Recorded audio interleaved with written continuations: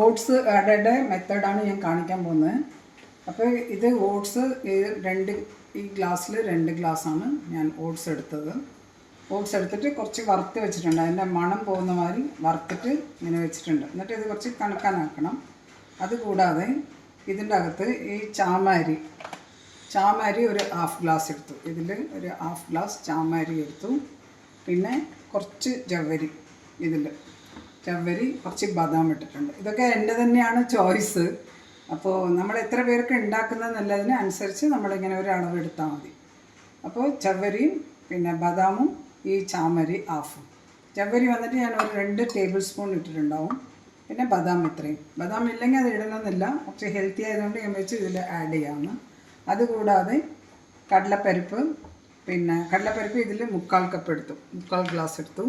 ബാക്കി ചെറുപയർ പരിപ്പ്, ഉഴുന്ന്, പിന്നെ സാമ്പാറിൻ്റെ പരിപ്പ് അതൊരു 1/4 വരെ ഉള്ള മാതിരി എടുത്തിട്ടുണ്ട്.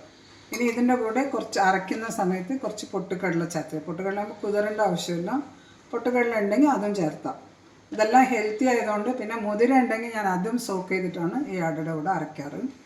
അതുകൂടാതെ പിന്നെ അരയ്ക്കുന്ന സമയത്ത് കുറച്ച് ഗോതമ്പ് പൊടി അല്ലെങ്കിൽ ഗോതമ്പ് റവ ഉണ്ടെങ്കിൽ അതും ആഡ് ചെയ്യാം. പിന്നെ റോസ്റ്റഡ് റാഗി പൊടി, ഇതൊക്കെ കുറച്ച് ആഡ് ചെയ്ത് കൊടുക്കാം. വലിയ പ്രപ്പോർഷനായിട്ട് അളവൊന്നും എടുക്കണമെന്നില്ല, കുറച്ചായിട്ട് എടുക്കാൻ വേണമെങ്കിൽ ഒരു 2 ടേബിൾ സ്പൂൺ അതുമാതിരി എടുക്കാം. അപ്പോൾ ഇതൊക്കെ ചേർത്ത് പിന്നെ ചുവന്ന മുളക്, പച്ചമുളക്, കുറച്ച് ചെറിയ ഉള്ളി, ഇഞ്ചി കുറച്ച്, ഇതൊക്കെ ചേർത്ത് അരച്ച് കറിവേപ്പിലയും പിന്നെ മല്ലിയിലയും ഇട്ടിട്ട് കായം ഇട്ട് ഇളക്കിയിട്ടാണ് ഈ അട ഉണ്ടാക്കേണ്ടത്. ആദ്യം ഈ ചവ്വരി, ചാമരി കുതിർത്തിയത് ഇതിലേക്ക് ചേർത്ത് കൊടുക്കാം.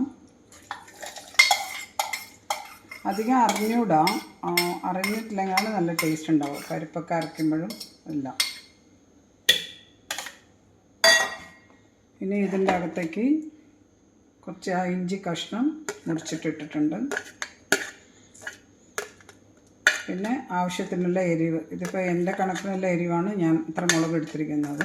അത് ഒരാളുടെ എരിവിനനുസരിച്ച് എടുക്കാം, മുളകിൻ്റെ എരിവ് അനുസരിച്ചും. പിന്നെ ചുവന്ന മുളക് കൂടാതെ പച്ചമുളകും ഇടുന്നുണ്ട്. ഇത് കൂടാതെ ഈ ചെറിയ ഉള്ളി.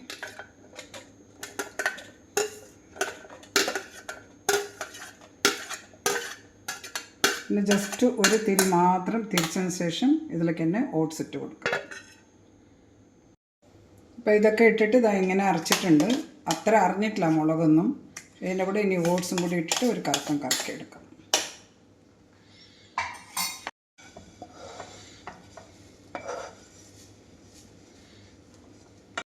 ഓട്സ് ഇട്ട് കൊടുത്തു. ഇനി ഒരു കറക്കം മാത്രം കറക്കിയെടുക്കാം. കുറച്ച് ഗോതമ്പ് പൊടി ആഡ് ചെയ്ത് കൊടുക്കാം. ഇതൊന്നും പ്രപ്പോർഷനില്ല, ഇതൊക്കെ നമ്മുടെ ഒരു ചോയ്സാണ്. ഗോതമ്പ് പൊടിയില്ല, ഗോതമ്പ് റവയാണെങ്കിൽ അത് നല്ലതാണ്.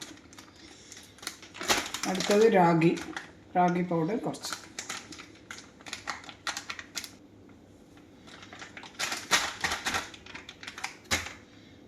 അപ്പോൾ ഇതിൽ കുറച്ച് വെള്ളം ചേർത്ത് കൊടുക്കാം. ഇത് ഞാൻ കുതിർത്തിയ വെള്ളമാണ്.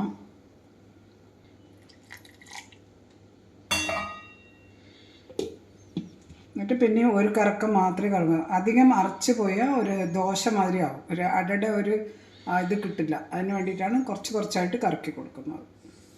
അപ്പോൾ ഇത് ഇങ്ങനെ അരച്ചിട്ടുണ്ട്. നല്ലപോലെ അരച്ചിട്ടില്ല, കുറച്ച് കോഴ്സ് മാതിരിയാണ് അരച്ചിട്ടുള്ളത്. ഇനിയിപ്പോൾ ഇതിലേക്ക് മാറ്റിയെടുക്കാം നമുക്ക്. അപ്പോൾ ഇതിൻ്റെ കൂടെ ഞാനിപ്പോൾ കരിവേപ്പില അങ്ങനെയൊന്നും ഇട്ടിട്ടില്ല. ഇതിപ്പോൾ ഇട്ടത് എന്തൊക്കെയാണെന്ന് വെച്ചാൽ ചവ്വരി, ചാമരി, റാഗി, ഗോതമ്പ് പൊടി, ഓട്സ്, ചെറിയ ഉള്ളി, പിന്നെ പച്ചമുളക്, ചുവന്ന മുളക്, ഇഞ്ചി, ഇത്രയാണ് ഇട്ടിരിക്കുന്നത്. ഇനി കരിവേപ്പില, പരിപ്പിനെ അരച്ചിട്ടില്ല, പരിപ്പിനെ ഒന്ന് ഓട്ടിച്ചിട്ട് അതുമാതിരിയാണ് ഉണ്ടാക്കാൻ പോകുന്നത്. മല്ലിയില അവസാനം ഇടുള്ളൂ, മല്ലിയിലയും ഉപ്പും. ഇപ്പോൾ ഈ മാവ് 2 ദിവസത്തേക്ക് ഉണ്ടെങ്കിൽ അത് ഞാൻ ഒരു ദിവസത്തേക്കുള്ളത് കുറച്ച് മാറ്റി എടുത്തിട്ടാണ് അതിൽ മല്ലിയിലയും ഉപ്പും ചേർക്കാറ്.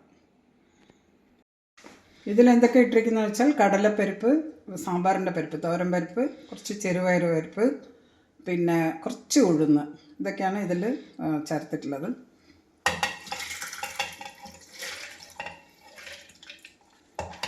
പിന്നെ ഞാൻ നോട്ട് ചെയ്ത വേറൊരു കാര്യം, പൊതുവേ ഞാൻ കൈ വെക്കാറില്ല മാവിലൊന്നും. അപ്പോൾ ഇത് പുളിക്കാതെ ഉണ്ടാക്കണമെന്ന് താല്പര്യമുള്ളവർ മാവിൽ സ്പൂൺ കൊണ്ട് ഉപയോഗിച്ചാൽ മതി, കൈ കൊണ്ട് ഉപയോഗിക്കരുത്. ഇപ്പോൾ ഇതിലേക്ക് ഞാൻ 1 സ്പൂൺ പൊട്ടുകടല ഇട്ട് കൊടുക്കാം. പൊട്ടുകടല ഉണ്ടെങ്കിൽ ഇട്ടാൽ മതി, നിർബന്ധമല്ല. ഒന്നല്ല, കുറച്ചും കൂടി ഒരു 2 സ്പൂൺ ഇട്ട് കൊടുക്കാം. ഇനി ഇതൊന്ന് അരച്ചെടുക്കാം. ഇനി ഇതിലേക്ക് കുറച്ച് കറിവേപ്പില ഇട്ട് കൊടുക്കാം. ഇത് ഏകദേശം അരിഞ്ഞു. ഇനി ഒരു പൾസിൽ വെച്ചിട്ട് ഒന്ന് തിരിച്ചിട്ടെടുക്കാം. അരിഞ്ഞു കഴിഞ്ഞു. ഇത്ര മാത്രം അരച്ചാൽ മതി. കുറച്ച് പരിപ്പ് കാണുന്നുണ്ടാവും. അപ്പോഴാണ് അട നല്ല ഒരു മുരിഞ്ഞ് കിട്ടാൻ നന്നായിരിക്കും. നല്ലപോലെ അരച്ചാൽ പിന്നെ അത് ദോശ മാതിരിയാവും. അതുകൊണ്ട് ഞാൻ ഇത്രയേ അരച്ചിട്ടുള്ളൂ. കറിവേപ്പില ഇട്ട് ചേർത്ത് കൊടുത്തു.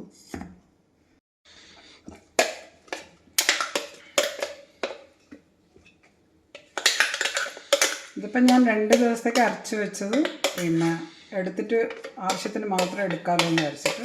അത് ഓരോരുടെയും സൗകര്യം പോലെ അളവിനൊക്കെ എടുത്താൽ മതി. എത്ര പേർക്ക് നമ്മൾ ഉണ്ടാക്കുന്നു അതിനനുസരിച്ചുള്ള എരിവ് അങ്ങനെയൊക്കെ. പിന്നെ ഇതിൽ കായം, മല്ലിയില, ഉപ്പ് ഇത്രയും ചേർക്കാൻ മതി. കായം അരയ്ക്കുമ്പോഴേ ഇടേണ്ടതായിരുന്നു, അത് മറന്നുപോയി. കായം മിക്സി കപ്പിലിട്ടിട്ട് കുറച്ച് വെള്ളം ഒഴിച്ച് കഴുകിയിട്ട് ഇതിൽ ചേർത്തുന്നുണ്ട്. ഞാനിപ്പോൾ കായം ഇട്ടിട്ട് വെള്ളം ഒഴിച്ച് ഒന്ന് തിരിച്ചു മിക്സിയിൽ ഇതിലേക്ക് ആഡ് ചെയ്ത് കൊടുക്കും.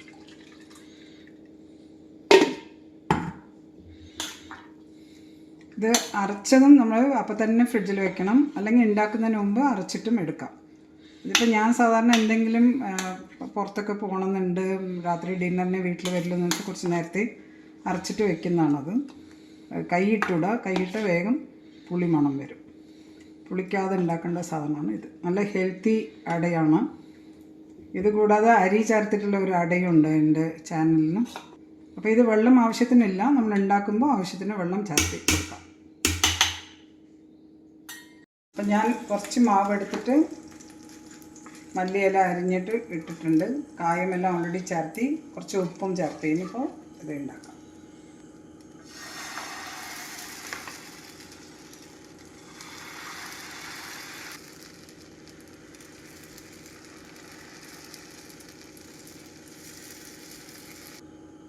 നല്ല എണ്ണയാണ് ഒഴിക്കുന്നത്. അത് ഓരോരാളുടെ ഇഷ്ടം പോലെ എണ്ണ ചൂസ് ചെയ്യാം. ഞാൻ അട ഉണ്ടാക്കുമ്പോൾ സാധാരണ എണ്ണ നല്ലോണം ഒഴിക്കാറുണ്ട്.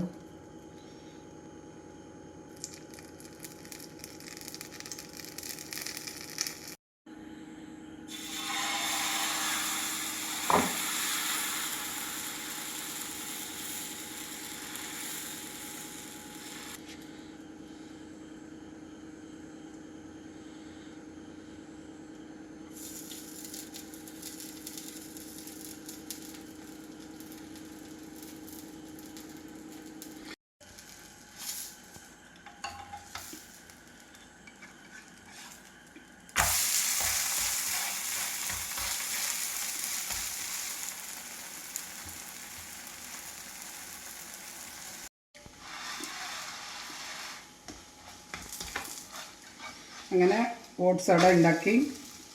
ഇതേപോലെ മെത്തേഡ് കണ്ടിട്ട് ട്രൈ ചെയ്യാം. ഇഷ്ടപ്പെട്ടാൽ ഷെയർ ചെയ്യാം.